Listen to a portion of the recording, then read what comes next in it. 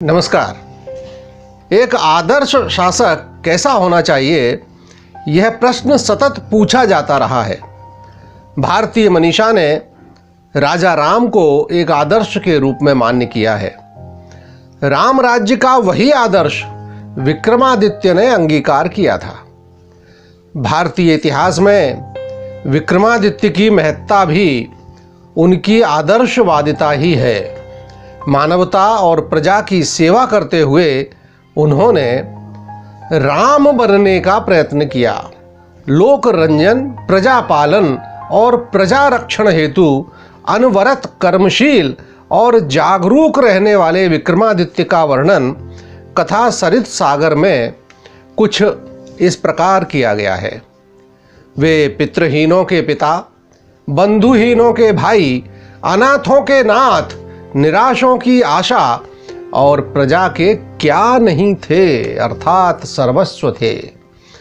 सपिता पितृहीनानां बंधूनां स बांधवा अनाथानां अंचनाथ स प्रजानां कह स नामवत्। पृथ्वी अधिपति विक्रमादित्य ने वह किया जो अन्य किसी ने नहीं किया। उन्होंने वह दिया जो अन्य किसी के द्वारा नहीं दिया गया, तथा उन्होंने उन कार्यों में भी सफलता प्राप्त की जो दूसरों के लिए असाध्य थे। यत्कृतं यन्न केनापि यदत्तं यन्न केनचित् तत्साधितं असाध्यं च विक्रमार्केण भूभुजा।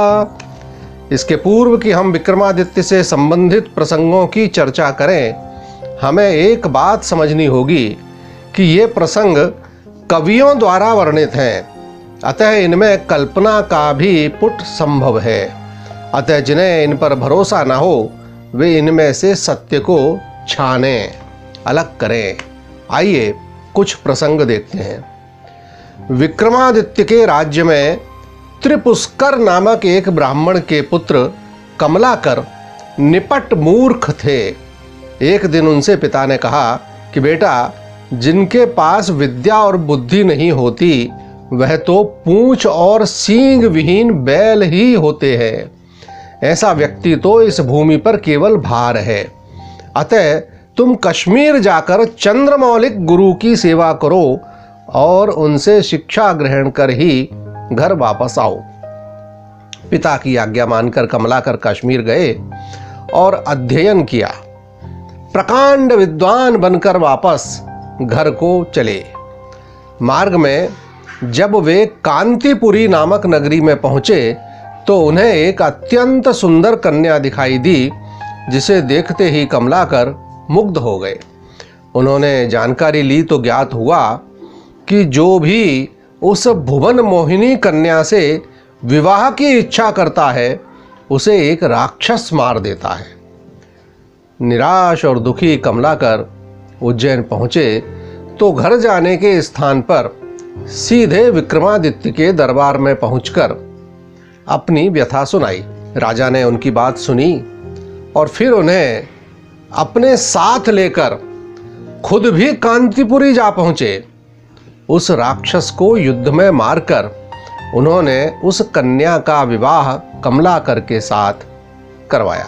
इसका अर्थ हम यह भी निकाल सकते हैं कि जिसे राक्षस कहा जा रहा है, वह कोई दुष्ट आतताई रहा होगा जो जबरन उस सुंदरी से उसकी इच्छा के विरुद्ध शादी करना चाहता रहा होगा, जिसे विक्रमादित्य ने मारकर उस कन्या और कमलाकर दोनों को संकट से मुक्त किया। ऐसा ही एक दूसरा प्रसंग कुछ इस प्रकार है। एक बार राजा को ज्ञात हुआ कि समुद्र के बीच एक द्वीप है, जिसका नाम ही आम जन ने राक्षस द्वीप रख दिया है। वहां के नरभक्षी राजा ने आदेश दिया हुआ है कि प्रतिदिन उसके राज्य में रहने वाले सभी परिवार अपने अपने एक परिजन को भोज्य पदार्थ के रूप में उसे दें। विक्रमादित्य के ही एक प्रजाजन ने उनके सम्मुख गुहार लगाई कि उनके एक मित्र भी उस द्वीप में रहते हैं, इसके पूर्व कि उनके परिवार का नंबर आए, उनकी रक्षा की जाए। यह सुनकर दयालु विक्रमादित्य योग पादुकाओं के सहारे समुद्र पार कर उस द्वीप पे पहुंचे। एक नौजवान एक शिला पर भय से थरथर कांपता हुआ बंधन में बंधा बैठा इंतजार कर रहा था कि कब राक्षस आए और उसका शिकार करे। राजा ने उसे बंधन मुक्त किया और कहा कि वह घर जाए, उसकी जगह आज वे राक्षस का ग्रास बनेंगे। युवक चकित हुआ, किंतु प्राण रक्षा हो रही थी, सो चुपचाप अपने घर चला गया। उसके बाद जब राक्षस आया तो विक्रमादित्य ने शिकार होने के बदले उसका ही शिकार कर लिया और इस प्रकार उस द्वीप के लोगों को आतंक से मुक्ति मिली। यहाँ भी हमें भावार्थ निकालना होगा। महाभारत में भी लगभग ऐसा ही प्रसंग है जब भीम ने अपने एक शरणदाता के पुत्र को बचाने के लिए ऐसे ही एक राक्षस को मारा था। संभव है उस समय कुछ नरभक्षी शक्तिशाली प्रजाति रही होंगी जिसका इन कथाओं में उल्लेख आता है। भीम हो या विक्रमादित्य, इन लोगों ने अपनी प्रजा की उन आतताइयों से रक्षा की होगी और दुष्टों को दंडित किया होगा। ऐसी ही अनेक गाथाएं संस्कृत ग्रंथ वंश भास्कर में पढ़ने को मिलती हैं। कहीं बाढ़ में डूबते लोगों की जीवन रक्षा करते, तो कहीं महिलाओं पर अत्याचार करते नराधमों को दंडित करते, तो कहीं खजाना खोलकर मुक्त हस्त से दान देकर दुखियों का दुख दूर करते। विक्रमादित्य का वर्णन इस ग्रंथ में किया गया है।